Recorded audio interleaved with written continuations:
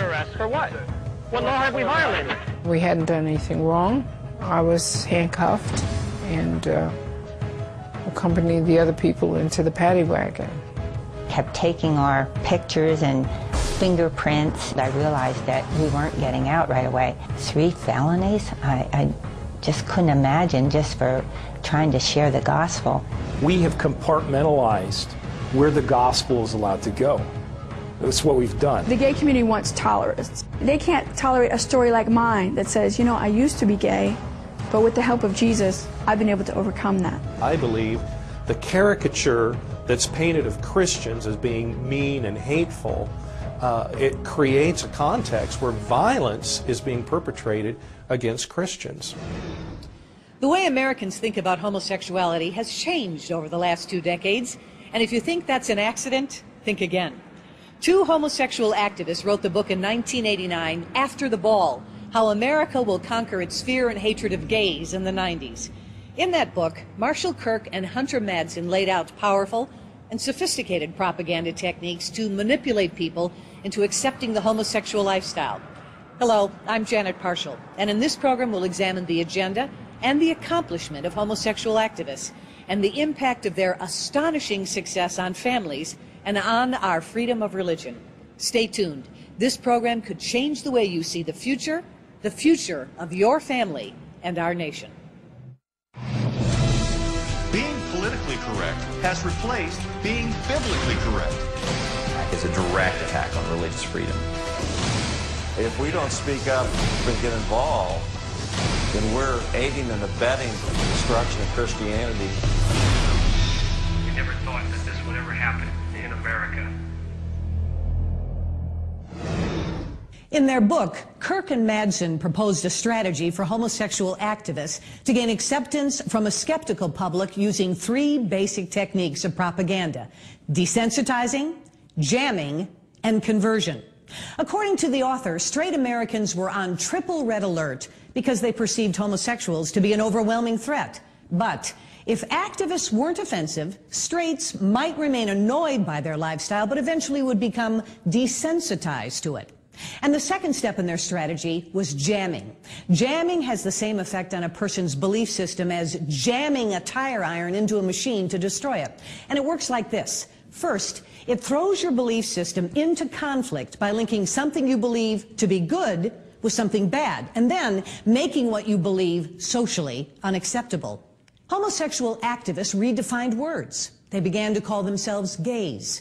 They labeled people who disagreed with them homophobes and bigots. The trick, Kirk and Madsen said, is to get someone opposed to homosexuality into the position of feeling a conflicting twinge of shame whenever his homo hatred surfaces. Our effect is achieved without reference to facts, logic, or proof. They proposed a technique called conversion. Kirk and Madsen said they would bombard the public with images of homosexuals who look like the kind of men people admire, women desire, and other men want to be like. Kirk and Madsen wrote, "It makes no difference that the images were lies, and by conversion, we actually mean something far more profoundly threatening to the American way of life. We mean conversion of the average American's emotions, mind, and will through a planned psychological attack in the form of propaganda fed to the nation via the media." Now keep in mind, this was written in 1989.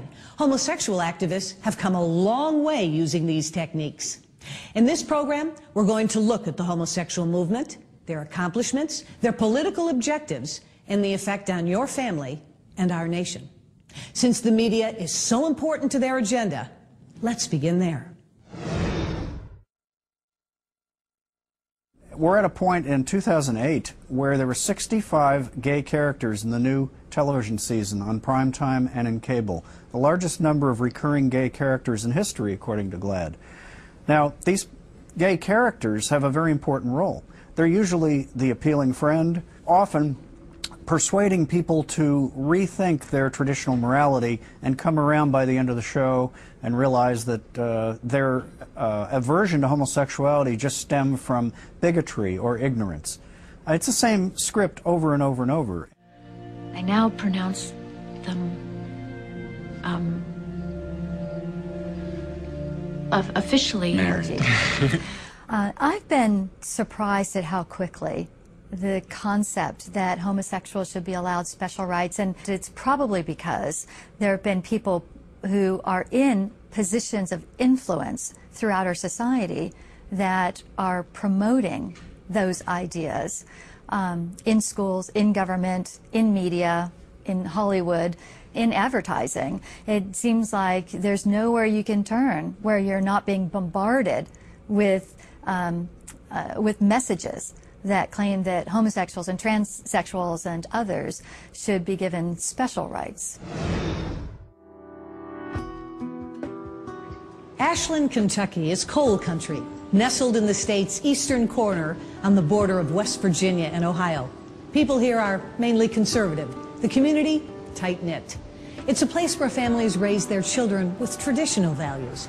But even this picturesque community hasn't escaped the reach of the homosexual lobby. When Boyd County schools introduced sexual diversity training that promoted the homosexual lifestyle and made it a mandatory part of the curriculum, student T.J. Morrison's family took them to court. First thing I think we heard was, you know, the ACLU has come in and they're going to have a gay training. Well, they basically told us from the beginning that the kids were not allowed to disagree, that this was an anti-harassment, anti-bullying video, and they never brought up anything about homosexuality when they were discussing it.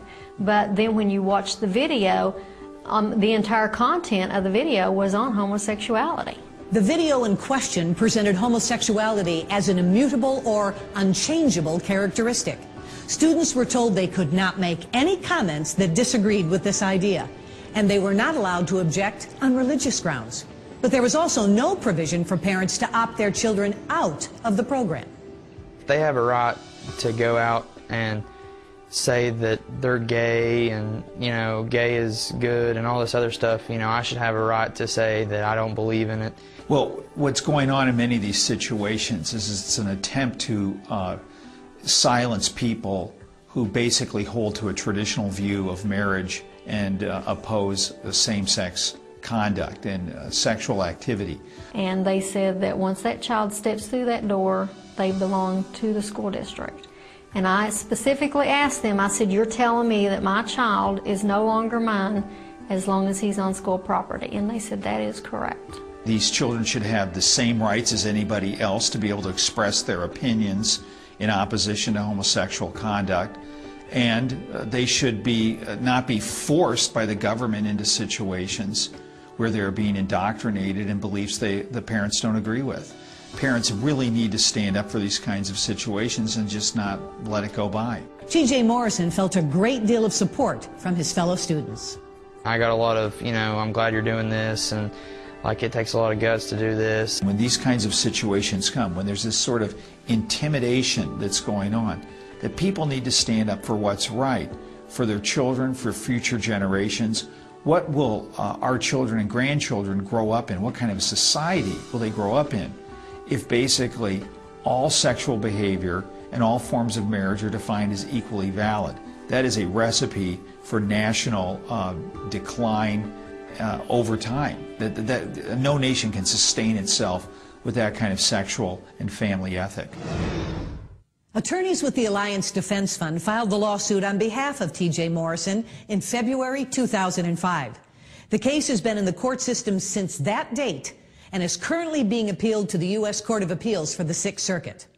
The main issue in this case is that Christian students should not be prohibited from expressing their beliefs. The attorneys believe T.J. is entitled to a judicial ruling that affirms his constitutional rights. The National Education Association is on board 100% with the homosexual lobby's wish list, with their goals. So they have an in our system of public education. Groups like GLSEN, the Gay, Lesbian, Straight Education Network, they provide the curriculum that is being taught in our sex ed classes throughout schools and in civics classes and elsewhere. They provide the curriculum, so they have a direct avenue, a direct route to your children. Fundamentally, it is the right of the parent to provide for the education of the children, not the government, and not the professional educators. It's the parents' right. One day they're reading about puppy dogs, and the next day they're reading about going to the beach or having an argument with a friend, and then all of a sudden they're confronted with two princes who fall in love and want to get married. And the kids are going, oh, what is going on here? And I think that's the real danger that we're confronting, is that our kids are guinea pigs, because we don't know the long-term impact of these kinds of lessons for little children. And we have a whole group of adults who are homosexual or lesbian saying, this is fine. Kids can handle two mommies or two daddies, but we don't have the scientific data to prove that that's okay. And we have plenty of evidence at the experiential level that says kids can't handle this. Kids are very perplexed by it.